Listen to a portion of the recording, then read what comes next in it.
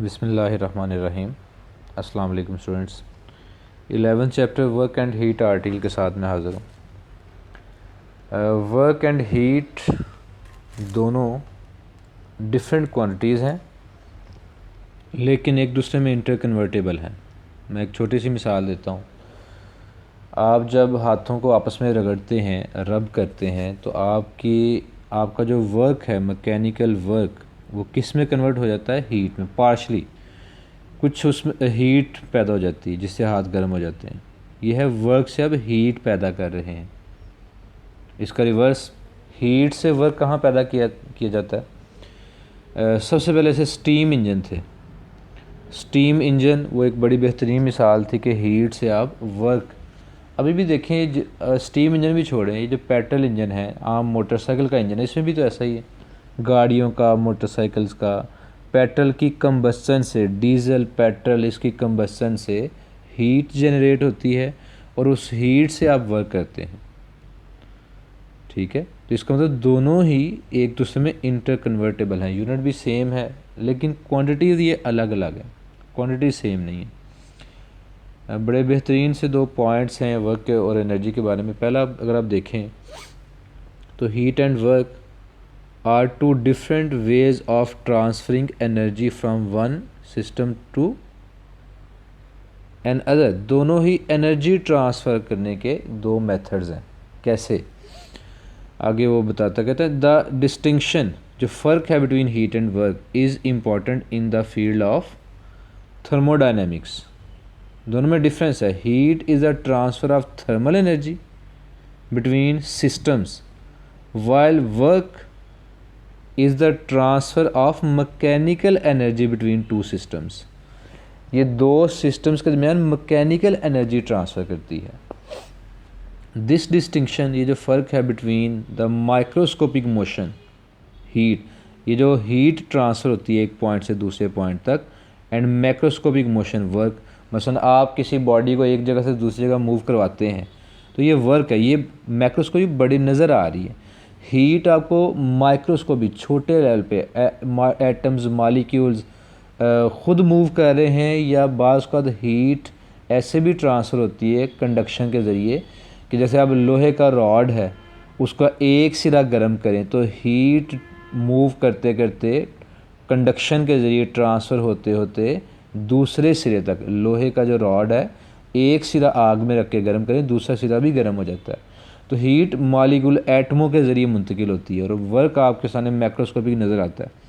अच्छा, is crucial to how thermodynamic process work. ये मैं अगर डिटेल से समझाता हूँ। खैर, जो मेन बात थी ऊपर वाली थी कि हीट और वर्क दोनों ही एनर्जी ट्रांसफ़र करने के ज़राए हैं। जो मेन पॉइंट बताने वाला था वो ये था, बाकी मैं इंशाल्लाह आगे एक्सप्लेन भी कर देता हूँ। इसी तरह इन थर्मोडायनेमिक्स इसकी वो ब्रांच है जिसमें हम हीट की दूसरी फॉर्म्स में कन्वर्जन पढ़ेंगे और एक जगह से दूसरी जगह ट्रांसफ़र होने के बारे में पढ़ेंगे। तो इस फील्ड में वर्क जो है is performed by system is energy transferred by the system to its surroundings. वो कैसे? आपके पास एक कंटेनर है और इसका ये पिस्टन है, ठीक है, ये इसका पिस्टन है। आपके इस कंटेनर के अंदर गैस मॉलिक्यूल्स हैं। आप जब इस गैस को गर्म करते हैं, हीट अप करते हैं, हीट देते हैं, तो हीट की वजह से गैस मॉलिक्यूल्स प्रेशर अप्लाई करेंगे और प्रेशर अप्लाई करने से पिस्टन आउटवर्ड यानी अपवर्ड डायरेक्शन में मूव करना स्टार्ट कर देगा। इसका मतलब ये हुआ कि इस वर्क ने अपनी सराउंडिंग इर्द गिर्द की जो एयर थी उसको बाहर की जानिब प्रेस किया, उसमें एनर्जी ट्रांसफ़र की, अपनी सराउंडिंग में एनर्जी ट्रांसफ़र की। तो वर्क भी एनर्जी ट्रांसफ़र करने का एक ज़रिया है, by mechanism through which the system can spontaneously exert macroscopic forces on its surrounding. कहते हैं ये वर्क कैसे एनर्जी ट्रांसफ़र करता है? फोर्सेस एक्सर्ट करके। किस पर? अपनी सराउंडिंग पे। देखें, ये जो पिस्टन ऊपर गया है, इसने अपने इर्द गिर्द मौजूद एयर को डिस्प्लेस किया, एयर मॉलिक्यूल्स को हटाया और ख़ुद बाहर ऊपर की तरफ चला गया। इसका मतलब ये वर्क सराउंडिंग में मौजूद गैस मॉलिक्यूल्स पे वर्क हुआ है। इसी पिस्टन के इर्द गिर्द अगर हवा की बजाय कोई और चीज़ पड़ी होती, जैसे वो पास्कल्स लॉ में आप पढ़ते हैं, प्रेशर एक्सर्ट करते हैं, कोई और चीज़ पड़ी होती तो पिस्टन ऊपर मूव करके उस चीज़ को भी डिस्प्लेस कर देता, उस चीज़ को परे हटा देता। तो इसका मतलब ये वर्क अपनी सराउंडिंग में एनर्जी ट्रांसफ़र करता है। बात समझ आइए आपको? ये 2 पॉइंट्स आपने याद रखने कि वर्क भी बेसिकली एनर्जी ट्रांसफ़र करने का एक ज़रिया है। दोनों एक दूसरे में इंटर कन्वर्टेबल हैं, लेकिन हैं डिफरेंट चीज़ें। आप ज़रा बुक से थोड़ी रीडिंग करते हैं, फिर मैं इस वर्क की कैलकुलेशन करता हूँ। We know that both heat and work correspond to transfer of energy by some means. किसी ना किसी तरह ये एनर्जी ट्रांसफ़र करते हैं। The idea was first apply to the steam engine where it was natural to pump heat हम देते थे in and get work out, और उससे इंजन से वर्क लेते थे। पुराने जो स्टीम इंजन से कईयों में ये ट्रेनें भी चलती थी कोयले वाली, कोयला जनाब भट्टी होती थी, उसमें कोयला जला। अच्छा, हीट हम देते थे, वो पुराने ज़माने में तो कोयले जलाते थे और उससे हीट पैदा होती थी, स्टीम पैदा होनी, और स्टीम से आगे प्रेशर जनरेट होना और इंजन ने चलना। जो स्टीम इंजन थे पुराने ज़माने में, अब तो वो खैर नहीं है, ये स्टीम इंजन नीचे दिखाया हुआ है।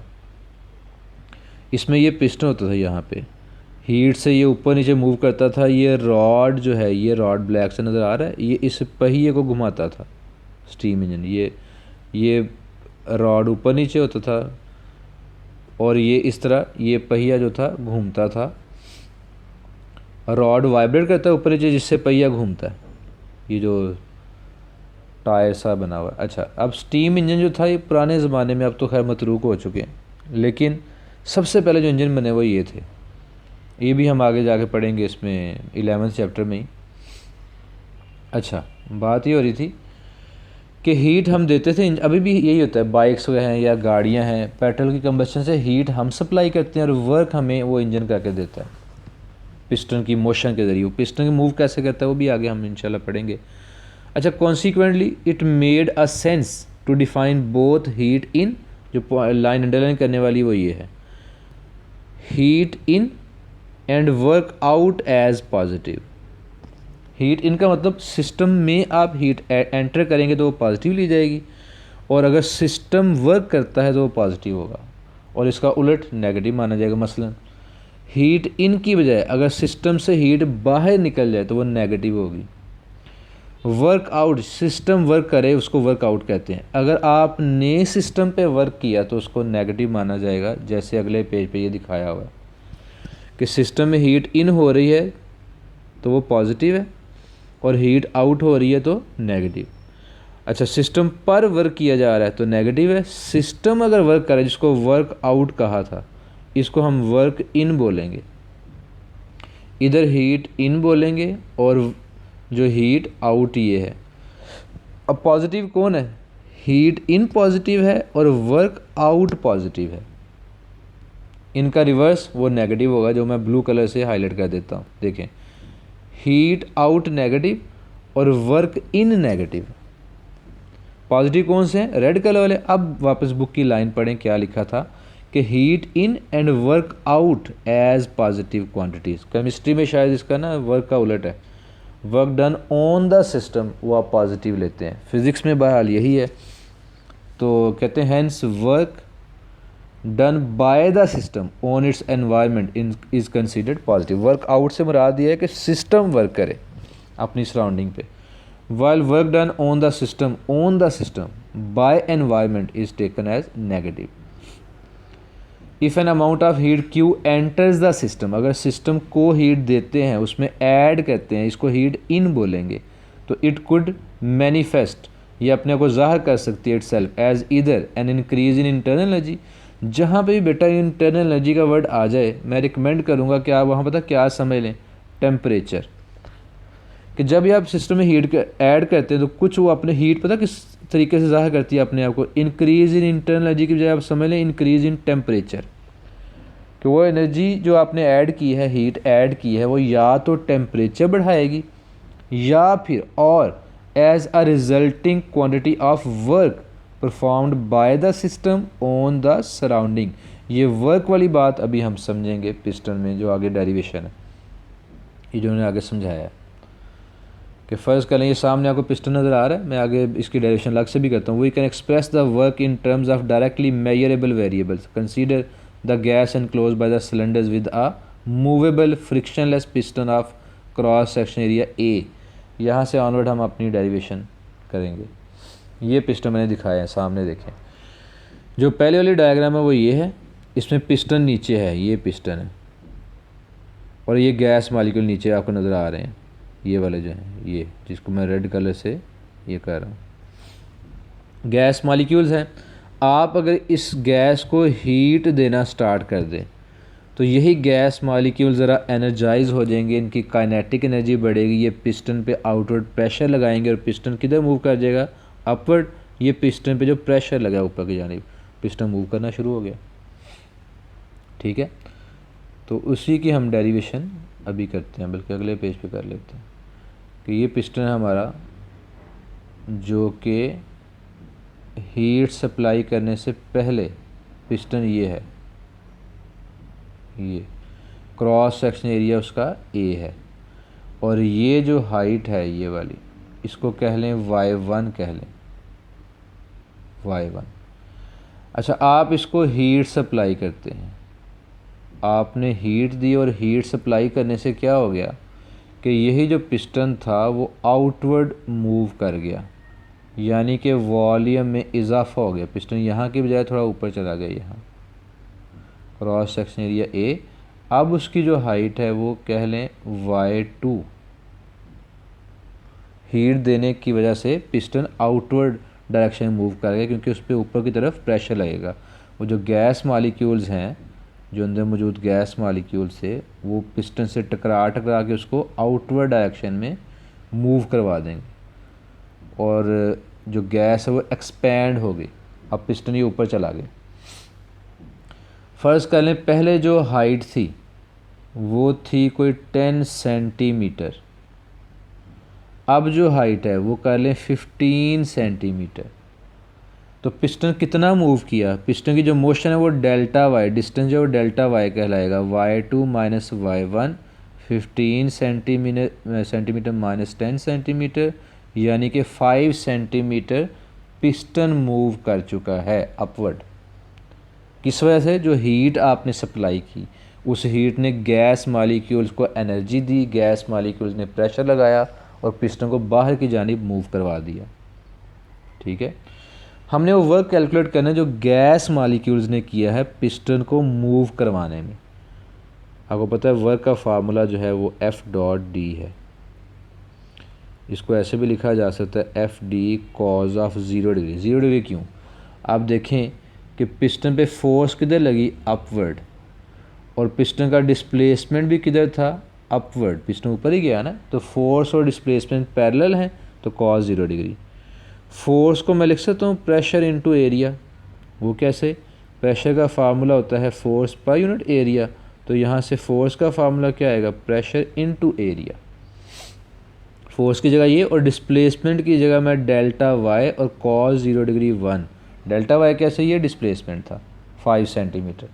कैसे निकाला, पिस्टन की जो फाइनल पोजीशन है, जो फाइनल उसकी हाइट है y2, उसमें से पहले वाली हाइट माइनस कर दे।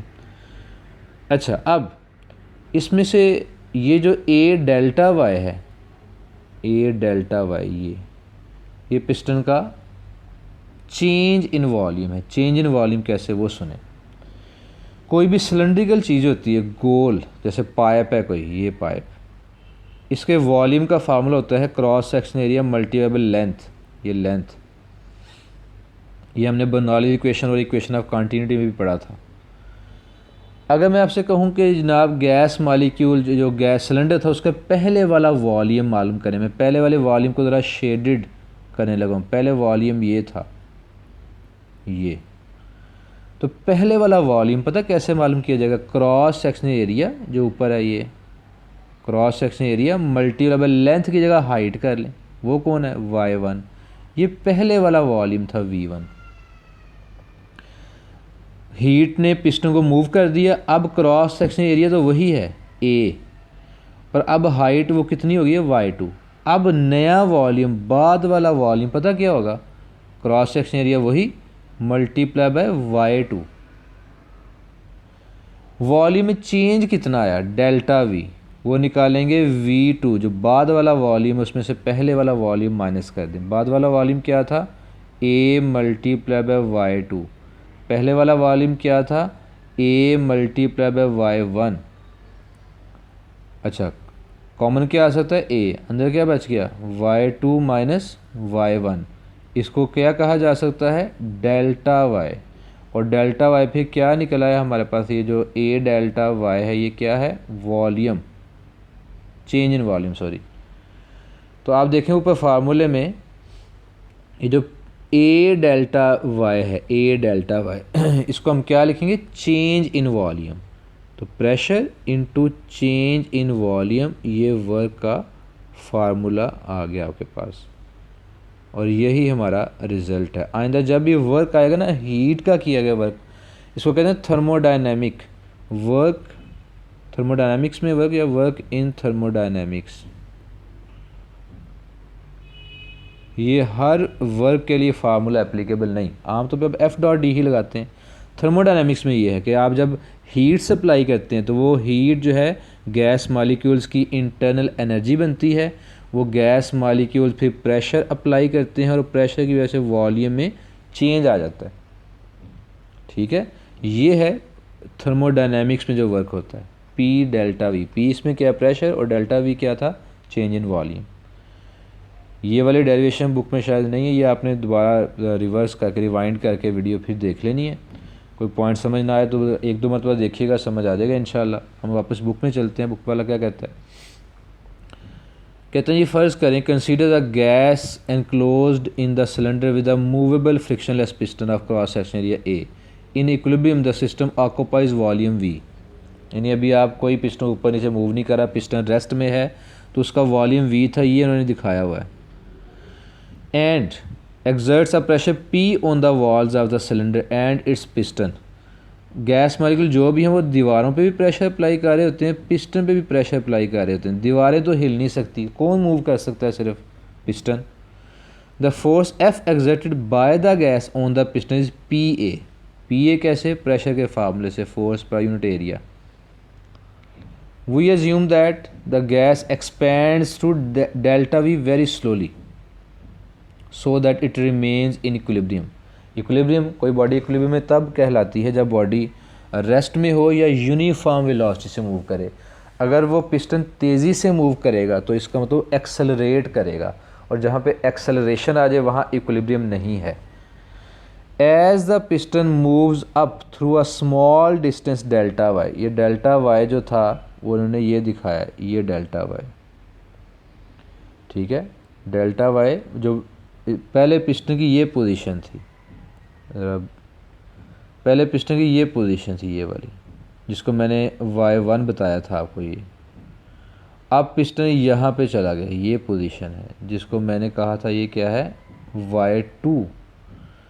तो पिस्टन मूव कितना किया, इतना, यहाँ से लेके ये इसको उन्होंने क्या कहा है, डेल्टा वाई। ठीक है, डेल्टा वाई हम इस साइड पे लिख लेते हैं, डेल्टा वाई जो पिस्टन ने डिस्प्लेसमेंट कवर किया ना, वो डेल्टा वाई है। अच्छा, तो कहते हैं as the piston moves up through a small distance delta Y, the work done by the gas is, ये उसने वो एक दो स्टेप मिस कर दिए। पहले हम क्या लिखते, F D cos 0 degree, force को एफ ही रहने दें और डिस्प्लेसमेंट उसने डेल्टा वाई लिख दिया, कॉस 0 डिग्री 1, ये स्टेप आ गया। ठीक है, आगे उसने फोर्स को पी ए पुट कर दिया, साथ delta Y. A delta Y change in volume है, उसकी भी डेरिवेशन मैंने करके आपको दिखाई थी। ये देखें कि पहले वाला वॉल्यूम ये था, सॉरी ये V1 क्रॉस सेक्शन एरिया और पहले वाली हाइट Y1, बाद वाला वॉल्यूम ये था, क्रॉस सेक्शन एरिया और बाद वाली हाइट। चेंज इन वॉल्यूम कैसे निकालेंगे, V2 माइनस V1, V2 की वैल्यू पुट कर दी, V1 की वैल्यू पुट कर दी, एरिया कॉमन आ गया और इसको हमने डेल्टा वाई कह दिया। ये मैंने डेरिवेशन किया कि चेंज इन वॉल्यूम कैसे A डेल्टा वाई के इक्वल है। अच्छा, अब इस फार्मूले में अब आप क्या करें कि ये जो ए डेल्टा वाई है उसको क्या बोल दिया हमने, change in volume, pressure as it is, और ए डेल्टा वाई की जगह चेंज इन वॉल्यूम और वर्क का ये फार्मूला के पास। The work done can also be calculated by the area of the curve under PV graph. ये भी बात समझते हैं, पीवी ग्राफ के अंडर एरिया, जैसे हम बच्चों को आसानी के लिए बताते हैं किसी भी ग्राफ के अंडर एरिया निकालना हो, एरिया अंडर द ग्राफ, तो आप क्या करते हैं, जो एक्स एक्सिस के लोग क्वांटिटी ली है और जो वाई एक्सिस के लोग क्वांटिटी ली है उनको आपस में क्या करना है, मल्टीप्लाई। कभी भी स्लोप निकालनी हो तो आपने वाई एक्सिस वाली क्वांटिटी को एक्स एक्सिस वाली क्वांटिटी से क्या करना होता है, डिवाइड, और एरिया अंडर द ग्राफ निकालना हो तो क्या करना है, मल्टीप्लाई। अभी हम एरिया अंडर द ग्राफ निकालते हैं। मुझे बताएं इस ग्राफ में जो आपको नज़र आ रहा है ये वाला, इसमें वाई एक्सिस पे क्या लिया हुआ है, प्रेशर, और एक्स एक्सिस के लोग क्या है, वॉल्यूम। लेकिन हमारा जो ग्राफ है ये रेड कलर की लाइन ये वाली, बी से सी तक ये वाली, ये बी जब स्टार्ट ग्राफ इतना है, यहाँ पे वॉल्यूम क्या था V1 और सी पे वॉल्यूम क्या है V2, तो बी से सी के नीचे वाली जो लाइन है ये डेल्टा V को रिप्रेजेंट कर रही है। वाई एक्सिस के लोग क्या लिया है, प्रेशर, और एक्स एक्सिस के लोग क्या है, डेल्टा V ग्राफ के अंडर जो है। अब मुझे बताएं कि जो P डेल्टा V हमने अभी पढ़ा ये किसको रिप्रेजेंट करता है, P डेल्टा V क्या है, P डेल्टा V क्या है, वो तो वर्क के इक्वल है। इसका मतलब area under the graph represents work done by the gas on its surrounding. Knowing the details of the change in internal energy, internal energy में कितना चेंज हुआ है, the mechanical work done and mechanical work done, we are in a position to describe the general principle which deal with the heat energy and its, वो आगे first law of thermodynamics की बात कर रहा है जो हम कल पढ़ेंगे। कहते हैं कुछ लॉ हम डिफ़ाइन करने के काबिल हो गए हैं और वो लॉ जो हैं वो लॉज ऑफ थर्मोडायनामिक्स हैं जो कि हम कल पढ़ेंगे। इसमें देखें आपको हीट, इंटरनल एनर्जी और वर्क नज़र आ रहे हैं। अगर आपको हीट और इंटरनल एनर्जी पता है तो वर्क मालूम हो सकता है, या कोई दो चीज़ें मालूम है तीसरी चीज़ मालूम की जा सकती है। ये हम कल इंशाल्लाह पढ़ेंगे, या आखिरी लाइनें आप कल पे रख लें। फ़िलहाल आज का मेन जो काम था वो क्या था, work done by the heat on its surrounding. ले जी बेटा आज के लिए इतना ही, बाकी इंशाल्लाह कल से ही। अल्लाह हाफिज़।